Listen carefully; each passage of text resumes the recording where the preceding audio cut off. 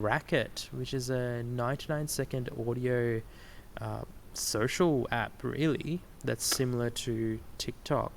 So I came across this the other day and I just thought it was an interesting thing to bring up because it's sort of a new platform.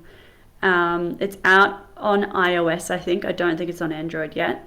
But the idea behind it is basically TikTok esque scrolling sort of feed, but just with audio. And I thought it was interesting because I think in the audio space at the moment, you've obviously got music, which is the classic thing, and that's sort of Spotify dominated, I guess. And then you've obviously got the podcast side of it, which are usually much longer, at least 10 minutes to an hour plus kind of thing. So this is exploring an avenue that I don't think, from my knowledge, has been explored very much yet because it is Well, that 99-second limit. you've got to remember there is Clubhouse, but again, a different product. Yeah, I'm Though, not familiar to with be fair. Clubhouse, to be honest. So, Well, it's just audio rooms, so it's yeah. longer. Well, it's not even longer. It's just like however long it could be. It's like an Instagram live, but in audio. So, yeah, this is more like a TikTok audio sort of solution. Yeah, and I just think it'll be interesting to keep tabs on how this app sort of evolves and how creators will begin to use it, if they'll begin to use it. What sort of content they'll be creating. Because obviously, if you looked at TikTok at the start of when it came out, there was probably a lot of skepticism about being able to do things within the space of, 30 seconds, a minute, and how much content people could actually create that was engaging enough. And obviously, it's taken off like crazy. So it'll be interesting to see if these, 99-second snippets also take off, if people are happy to sit there and just listen to various little segments going through and through. And I thought it sort of seemed similar to listening to the radio, because each segment on the radio is maybe a couple of minutes, but really you're talking for a very short amount of time and you're just switching between topics, between songs as, the breaks. So it's almost a similar concept to that, minus the music side of it, which is kind of a funny take on it. But I just think it'll be interesting to keep an eye on this one. And looking at their website, the user interface is very reminiscent of TikTok. That was going to be my next sort of thought of like, how is it going to look like? Because audio is obviously not very visual. The answer is quite boring. You just see their display pic with some sort of Yeah. background, and I mean, that's it. similar to Spotify, I suppose, because Spotify, you just get obviously your music controls, play, pause, and all of that, and then the album art, or sometimes the little video, if people put that on there. The only difference there, though, is that at least with Spotify, you're listening to a few minutes of music, or you're listening to a playlist. I don't I don't know. Like, TikTok is a lot more involving than something like Spotify, right? Spotify is quite passive. YouTube can be quite passive.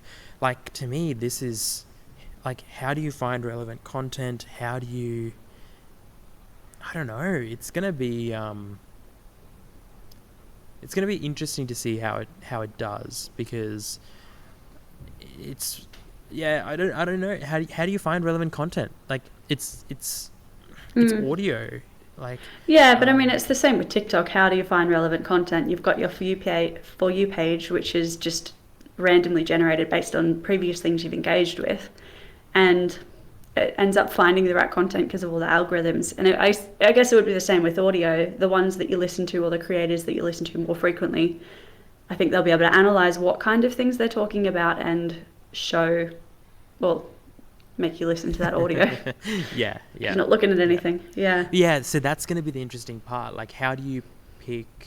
If you're, at least with TikTok, you can see a visual preview of what you're about to click into. Music has never been like that. Audio has never been like, okay, you have a thumbnail, but that's about it. Um, Yeah.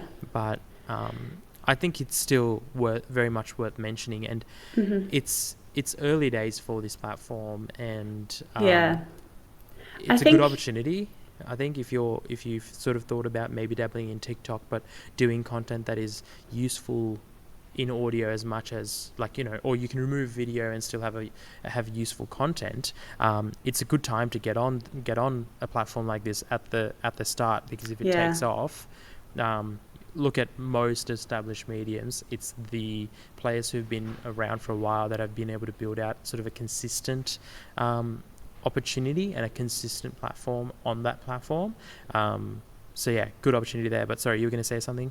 I was just going to say there was a comment in this article where they basically talked about the premise behind Racket, and they've basically just talked about trying to lower barriers of entry. So previously with podcasts, and I think we might have discussed it, I'm not sure if it was on the podcast or just in the office, about getting into the audio space, you need to have all this equipment or you need to have X, Y, and Z to do things. So the whole point of this Racket app is to reduce those barriers. So you don't have to have the fancy equipment, you don't have to have high production. It's just really nice and simple, quick and easy to get out. And I think that that's really important. And I think somewhere in the article as well, they did mention sort of the amount of people that are engaged with video content and the amount of people engaged with audio content. And audio has such a low amount of engagement, or in terms of users, I guess.